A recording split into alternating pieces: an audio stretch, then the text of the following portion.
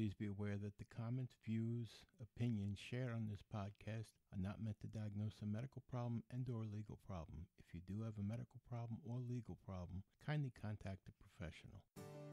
Welcome to An Apple a Day, a podcast, a resource, a community. Share your experiences and learn from others as we overcome barriers and learn to live a happy, healthy life with a disability. Welcome to the community. Here's your host, Jimmy Apple. Welcome to another episode of An Apple a Day. I'm your host, Jimmy Apple. How you doing today, my friends?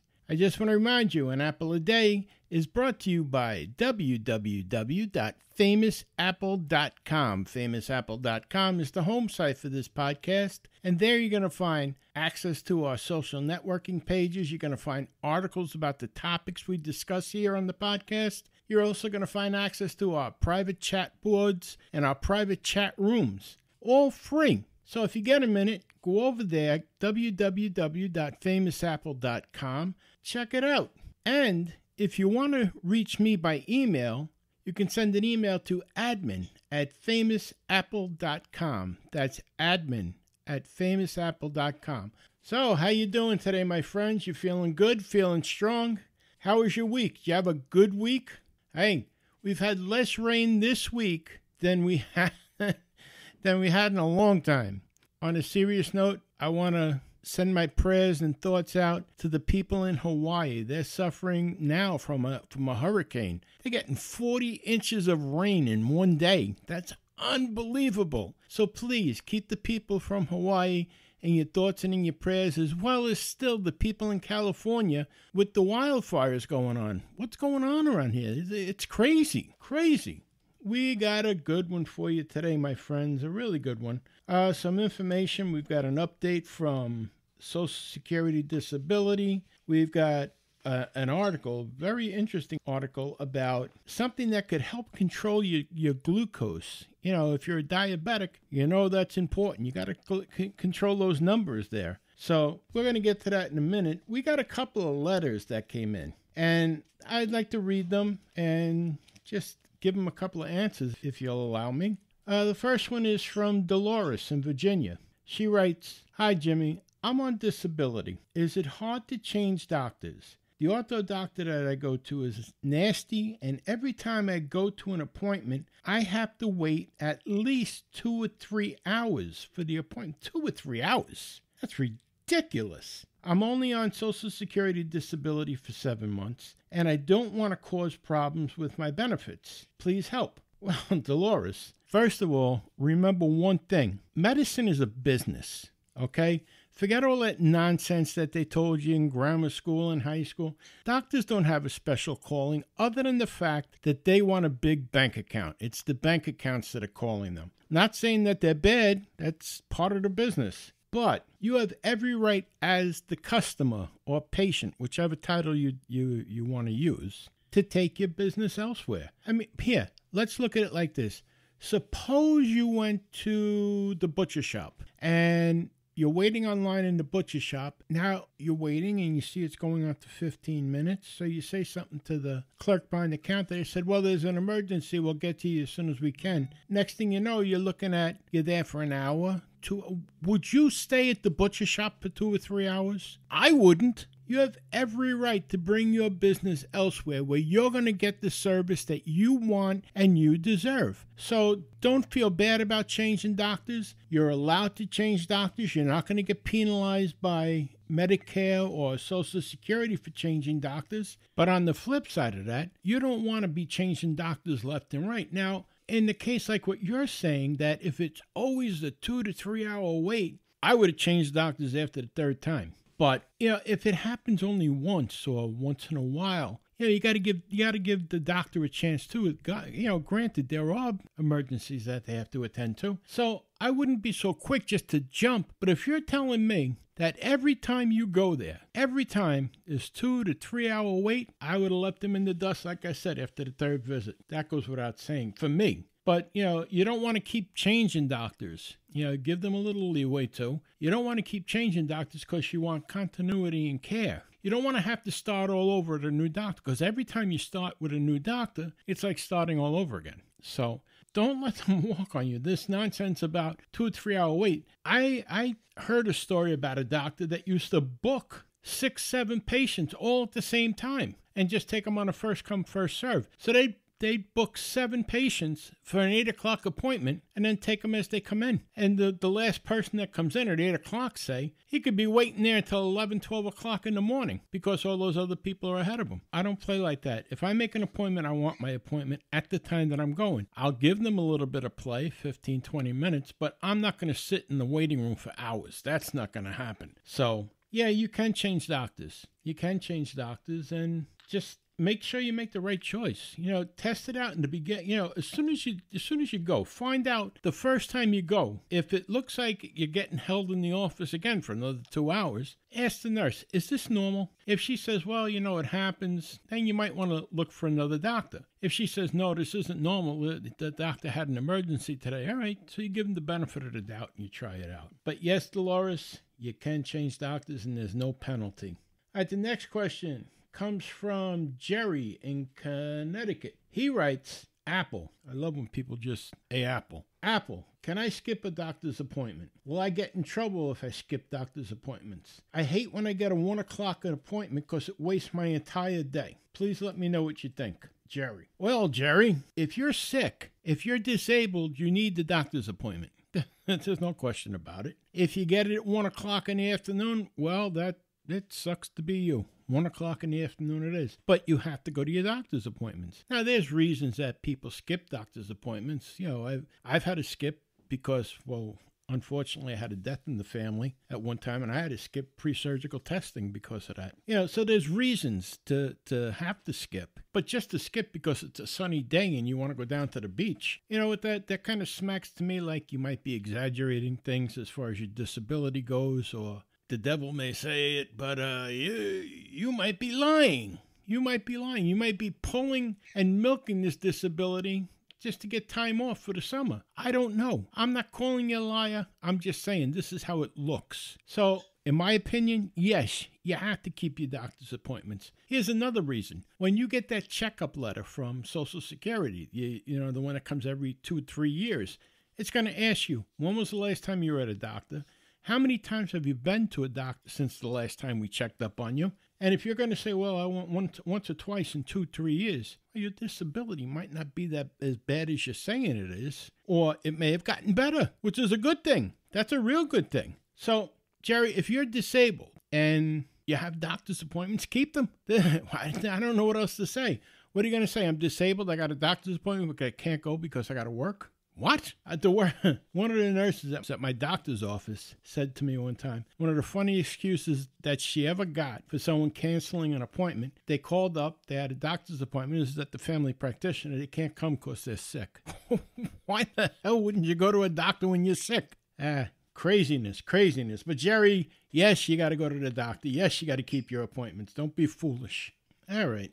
I got one more letter here. This one here is from Doug. He's in Florida. It says, Jimmy, any suggestions on how to answer people, for example, family and friends, who think that since I'm home on disability, I never have anything important to do and should just be available to them 24/7. They make plans for me without even asking if I'm free. Any suggestions? I always feel like I should do as they say. Doug. Well, Doug, the first thing I'm going to tell you, and take this in the spirit that it's meant, grow a pair. You're an adult. You have every right to say no. You see, some people feel guilty because, they say, well, these people do things for me and I don't want to let them down. And that's very nice. That's a nice way of thinking, to be honest. But you have to make people realize that just because you're disabled doesn't mean that your mind stopped functioning, that you don't have hobbies that you want to do, or maybe you're just tired. You are disabled. You do have to get rest. You do have to get exercise. I mean, there's so many things that you do have to do as a disabled person. You can't just be at the beck and call of everybody 24/7. Example, I got a friend of mine. This guy will call me at 7 o'clock in the morning. Say, what are you doing? Well, I was sleeping, you know. Oh, no, I just figured we could talk. I'm on my way to work. What? First of all, you live 7 states away. Why are you calling? Don't you have any family or friends that you could talk to there? Why are you calling me? I'm going to keep you company on your way to work in the morning. Do you think I have anything else to do at 7 o'clock in the morning? Like, I have 2 dogs. I have a cat. I have a bird. The dogs have to go out. The dogs have to get fed. The cat has to get fed. My wife has to get off to work. But I'll just sit here on the phone and talk to you because you called and want me to talk to you. It doesn't work like that. You just say no. You're not telling them I don't want to be your friend anymore or anything like that. You're just saying, look, I got something else to do right now.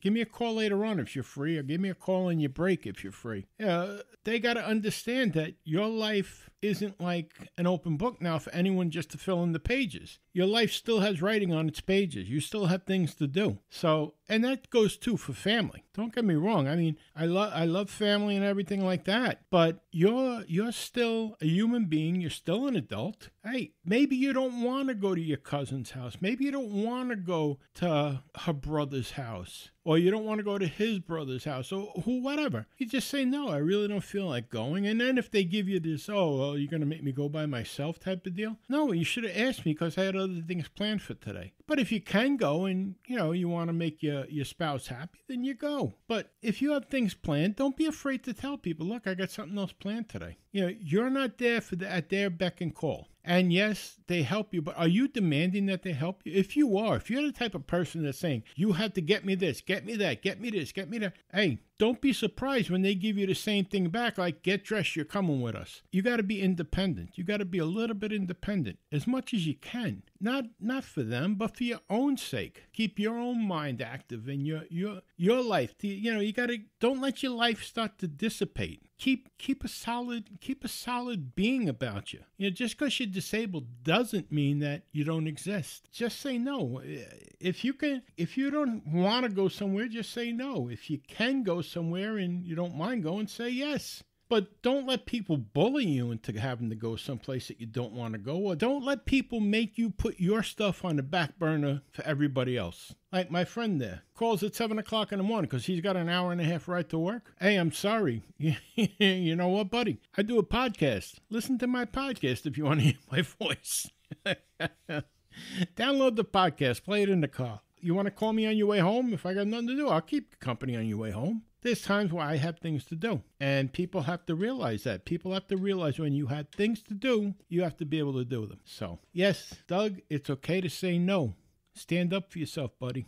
Thanks again for the letters, guys. Keep them coming. They may be helping you, but it's also helping a lot of other people who just don't know who to ask these questions to. And maybe they weren't even thinking about it, but now, after hearing your question, they're thinking about it, and you're helping them out. It's helping everyone in our community. So please keep them coming. And remember, you can send them to me at admin@famousapple.com.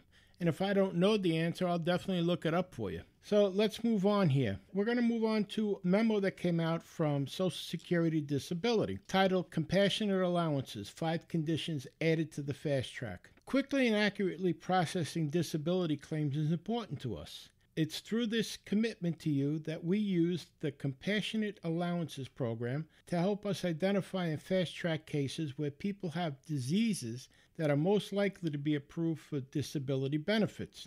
On August 20th, 2018, we added 5 more conditions to this essential list. Additions to the list allow us to ensure that those of you with qualifying disabilities can quickly receive the benefits that you need. Under the Social Security Act, we consider you disabled if you can't work due to a severe medical condition that is expected to last at least 1 year or result in death. More than 500,000 people with serious disabilities have been approved through the fast-track disability process, and the list of conditions is currently at 233 and growing. This list includes diseases such as pancreatic cancer, ALS, and acute leukemia. The Compassionate Allowances Program hurries the help to those with the most severe conditions. If you have a friend or family member that have a severe condition, please visit our Compassionate Allowances website for more information about the program including a list of all the compassionate allowance conditions. Now, I do have that website is,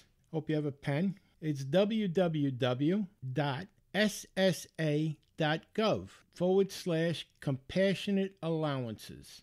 That's www.ssa.gov/compassionate allowances. When you go on that page, just look on the right side of the page. It'll say list of conditions. And click on that. It'll bring you to the list of 233 conditions that are covered under that program. And that's pretty good because any of us that have been on disability for any length of time, you remember in the beginning you had to jump through hoops and you could be dying waiting sometimes. And this Social Security disability has improved the system, and I think it's great. They're always looking for ways to make it easier for the disabled person. So that's a positive. That's definitely a positive. All right, we're going to take a short break here. And when we come back, we're going to be talking about this little thing that you can buy in the grocery store for less than $3 in the produce department that you can eat that can help you to control your blood sugar. And we're also going to talk about how to tell the difference between a bruise and a blood clot. You'd be surprised. Okay, we'll be back in 30 seconds. See you on the other side. An Apple a Day is brought to you by www.famousapple.com. Famousapple.com is the home site for this podcast. There you're going to find articles about the topics we discussed. You're going to find our connections to our Facebook page. And you're even going to find connections to our private chat board. So take a minute. Go over, visit www.famousapple.com, but please wait till the end of this podcast. Don't run out on me now. Let's get back to the discussion. And we're back. See that? 30 seconds. It's like a miracle. It's so quick. Did you miss me? I'm sure you did. I missed you.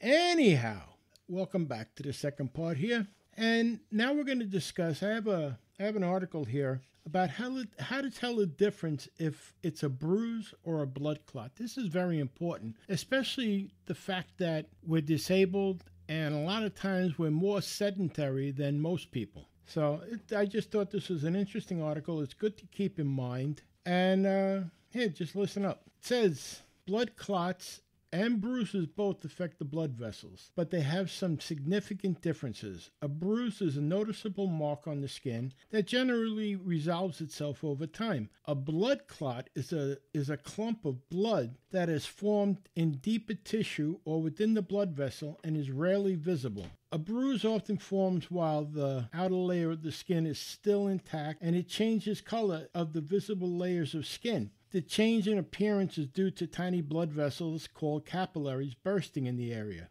The skin may continue to change color as the bruise begins to heal. Blood clots can also result from damage to a blood vessel. When an injury occurs to a blood vessel, such as damage from a cut or impact from a blunt object, blood leaks out of the blood vessel into the tissue around it and forms a collection of blood that often clots, which is called a hematoma. A blood clot can also occur inside the blood vessel, in which cases doctors will call it thrombosis. A blood clotting problem in the body can sometimes be the cause. In other cases, high blood pressure, diabetes, and other conditions can damage the lining of the blood vessel, resulting in a thrombosis forming. Differences in bruise and blood clot causes. Bruises and blood clots can both be the result of damage to blood vessels. However, the causes and symptoms can vary. Causes of bruises. Bruises typically occur after an injury such as a hard contact with an object, falling down, or breaking a bone. These type of injuries can cause blood vessels in the skin to burst. Bruises can occur anywhere on the skin. The burst blood vessels leak blood,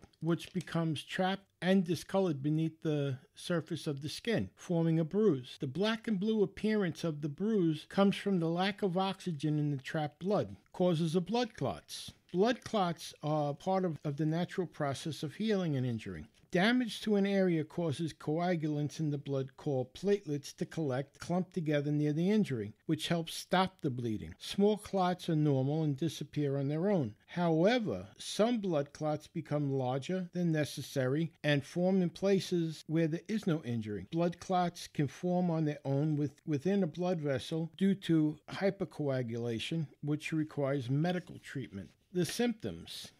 Many of the symptoms of bruisings and blood clots can be quite similar, but certain types of clot can cause much more severe effects. Symptoms of bruising. Most bruises tend to create similar symptoms. The site of the bruise will appear reddish at first, then turn to a dark blue, purple, or a blackish color first few hours to days. A bruise will change color as it heals, typically getting lighter and more yellow until it fades completely. Bruises may be sore or painful to touch as they heal. As the marks for the bruises fade, the pain tends to fade away as well. Symptoms of a blood clot. Deep tissue blood clots, or hematomas, do not follow an exact pattern as they heal, but may cause different symptoms depending on where they are in the body and which tissues they affect. Large hematomas that occur within muscles or organs often require medical treatment. Blood clots within blood vessels can block the flow of blood and oxygen to parts of the tissue. The obstruction can be life-threatening as it can cause severe damage or death to cells. Some examples of severe conditions that a thrombosis can cause include 1. A stroke, a blood clot in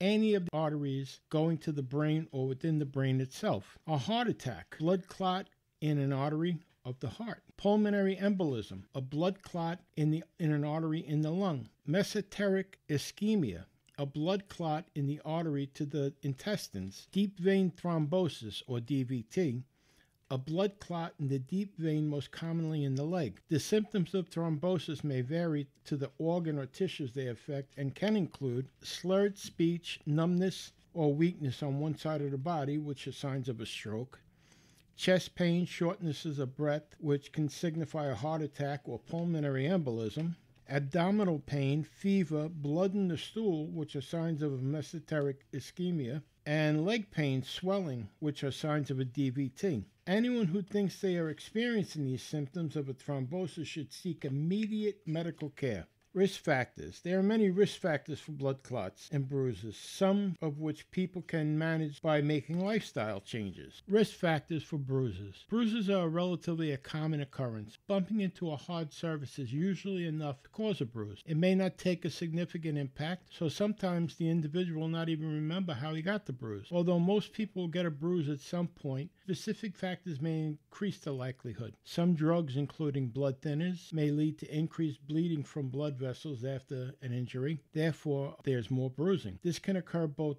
in prescription blood thinners such as warfarin and over-the-counter drugs such as aspirin and fish oil supplements. Some vitamin deficiencies or bleeding disorders may also make a person more prone to bruising and bleeding, while aging tends to make the skin and blood vessels more fragile. There are certain medical conditions that can lead to abnormally low platelets or low clotting factors, which can result in unexplained bruising or bleeding. Risk factors for blood clots. Normal wound healing can involve blood clot formation. However, there are a large number of risk factors for other blood clots forming within the blood vessels. Genetic predisposition is a risk factor for abnormal blood clotting. People may be more likely to experience excessive blood clotting if they have a family history of dangerous blood clots or have previously had them themselves. According to the American Society of Hematology, other factors that may increase the risk include smoking,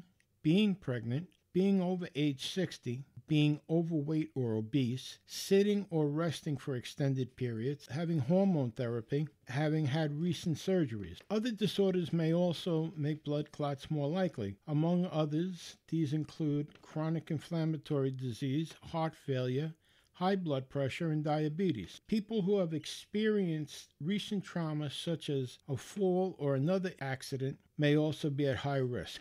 So it's something to take in. I mean, as disabled, we're not as mobile as we used to be. You know, we end up in bed a lot. I know for myself, being in a wheelchair, it's a concern that I have, that my doctor has, and they check regularly. Plus the fact that I've already had 2 heart attacks and 3 strokes. So it's something to be aware of.